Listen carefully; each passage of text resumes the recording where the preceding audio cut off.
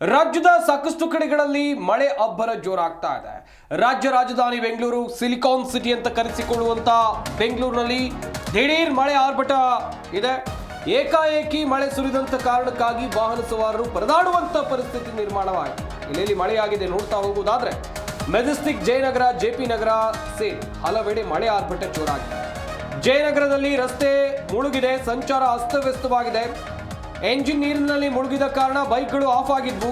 ದ್ವಿಚಕ್ರ ವಾಹನಗಳನ್ನ ತಳ್ಳಿಕೊಂಡು ಹೋಗಿದ್ದಾರೆ ಸವಾರರು. ಅರ್ಧ ಗಂಟೆಗೂ ಹೆಚ್ಚು ಕಾಲ ಮಳೆ ಸುರಿದ ಕಾರಣಕ್ಕಾಗಿ ರಸ್ತೆಗಳು ಜಲಾವೃತ ಆಗಿತ್ತು.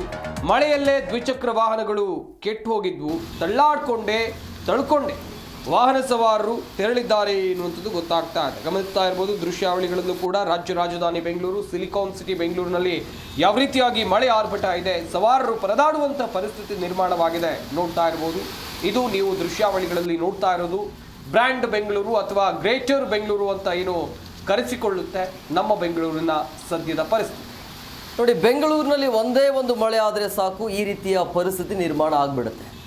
ಸಂಜೆ ಟೈಮಲ್ಲಿ, ಈವ್ನಿಂಗ್ ಟೈಮಲ್ಲಿ ಆಗಿರುವಂಥ ಮಳೆ ಪಾಪ ಎಲ್ಲರೂ ಕೂಡ ಆಫೀಸಿಂದ ಮನೆಗೆ ಬರುವಂಥ ಸಂದರ್ಭದಲ್ಲಿ ಸಿಕ್ಕಾಕಿಕೊಂಡಿರುವಂಥ ವಾಹನ ಸವಾರರು ಪರದಾಡುವಂಥ ಪರಿಸ್ಥಿತಿ ನಿರ್ಮಾಣ ಆಗಿದೆ.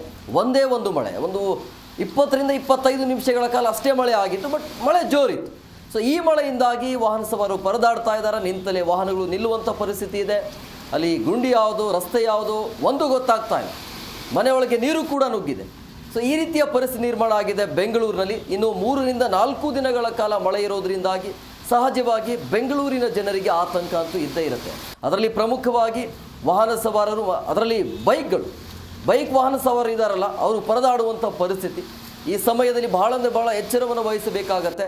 ಈವ್ನಿಂಗ್ ಟೈಮಲ್ಲಿ ಮಳೆ ಆದರೆ ಮನೆಗೂ ಹೋಗೋಕ್ಕೂ ಕೂಡ ಆಗ್ತಾ ಇಲ್ಲ, ಆ ರೀತಿಯ ಪರಿಸ್ಥಿತಿ ನಿರ್ಮಾಣ ಆಗಿದೆ. ಇನ್ನು 3-4 ದಿನಗಳ ಕಾಲ ಮಳೆ ಇರೋದ್ರಿಂದಾಗಿ ಮತ್ತಷ್ಟು ಇದೇ ರೀತಿಯ ಮಳೆ ಇದೆ. ಸೊ ಹಂಗಾಗಿ ಭಾಳ ಎಚ್ಚರವನ್ನು ವಹಿಸಬೇಕಾಗತ್ತೆ. ಬೆಂಗಳೂರಿನಲ್ಲಿ ಈ ರೀತಿಯ ಪರಿಸ್ಥಿತಿ ಇದೆ. ಮಳೆ ಆದರೆ ಇದೇ ರೀತಿಯ ಸಮಸ್ಯೆ ಇರೋದು. ಪ್ರತಿ ಸಲನೂ ಕೂಡ ಇದೇ ರೀತಿ ಮಳೆ ಆದರೆ ಪರದಾಡುವಂಥ ಪರಿಸ್ಥಿತಿ, ಅಂದರೆ ನೆಮ್ಮದಿಯಾಗಿ ಜನ ಓಡಾಟ ಮಾಡುವಂಥ ಪರಿಸ್ಥಿತಿನೇ ಇಲ್ಲ ಬೆಂಗಳೂರಿನಲ್ಲಿ.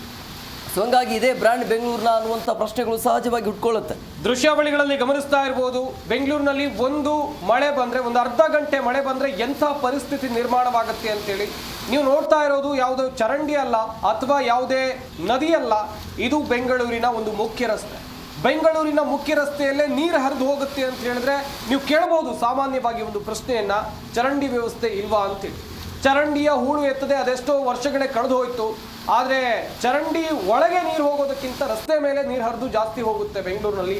ಅಂಥ ಅವ್ಯವಸ್ಥೆ, ಅಂಥ ಆಡಳಿತ ರಾಜ್ಯ ರಾಜಧಾನಿ ಎನಿಸಿಕೊಂಡಿರುವಂಥ ನಮ್ಮ ಸಿಲಿಕಾನ್ ಸಿಟಿ ಬೆಂಗಳೂರಿನಲ್ಲಿ ಇದೆ. ಅಧಿಕಾರಿಗಳು ಪದೇ ಮಳೆ ಬಂದಾಗಲೂ ಕೂಡ ಕೆಲವೊಂದಿಷ್ಟು ಏರಿಯಾಗಳಿಗೆ ಭೇಟಿಯನ್ನು ಕೊಡ್ತಾರೆ. ಭೇಟಿ ಕೊಟ್ಟು ಅಲ್ಲಿ ನೋಡಿಕೊಂಡು ಬರೋದಷ್ಟೇ ಬಿಟ್ಟರೆ ಬೇರೆ ಯಾವುದೇ ಕೆಲಸಗಳನ್ನು ಮಾಡೋದಿಲ್ಲ ಅಂತ ಹೇಳಿದೆ, ಮಾಡೋದಿಲ್ಲ ಎನ್ನುವುದಕ್ಕೆ ಪ್ರತಿಯೊಂದು ದೃಶ್ಯಾವಳಿಗಳು ಕೂಡ ಸಾಕ್ಷಿ.